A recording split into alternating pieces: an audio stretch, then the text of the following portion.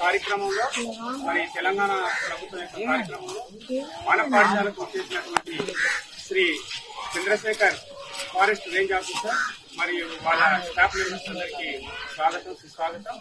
మరి ఈ ప్రోగ్రామ్ లో మా పాఠశాలను ఎన్నుకొని ఈ చెట్టు నాటే కార్యక్రమంలో భాగస్వామ్యం అయినందుకు మీ అందరికీ మరోసారి మా పాఠశాల తరఫున ప్రత్యేకమైన ధన్యవాదాలు.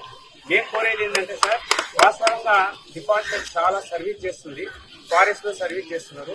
నా చిన్న రిక్వెస్ట్ ఏంటంటే, మనం పండ్ల చెట్లను ఫారెస్ట్ ఏరియాలో అంటే చిలకలుల అడవులకు దగ్గర ఉండే ప్రాంతంలో, ఊరికి దూరంగా ఉండే ప్రాంతంలో పండ్ల చెట్లను ఎక్కువ సప్లై చేసి నాటితే ఈ కోతులకు కొన్ని జంతువులకు ఆహారంగా ఉంటుంది.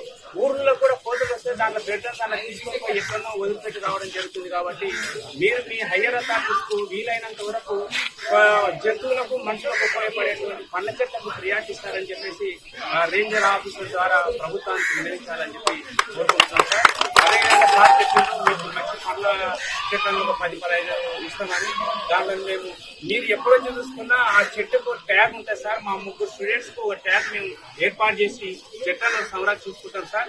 దానికోసం మీరు ఆ విధంగా పండ్ల చెట్లు ఇస్తే మేము సంరక్షిస్తామని తెలియజేస్తూ మరి మా పాఠశాలకు వచ్చినందుకు మీ అందరికీ ప్రత్యేక ధన్యవాదాలు.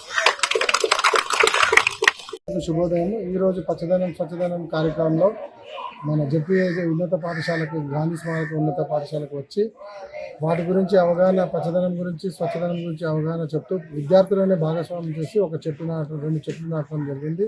అదేవిధంగా పట్టణంలో కూడా అందరూ ఏదో ఒక సందర్భంలో ప్రతిదానికి ఎక్కడ స్థలం దొరికితే అక్కడ చెట్లు నాటి ఈ యొక్క కార్యక్రమాన్ని, మన తెలంగాణ ప్రభుత్వం ఉద్దేశించిన ఈ యొక్క కార్యక్రమాన్ని దిగ్విజయం చేయాలని మీ అందరి పేరు కోరుతున్నాను. Thank you.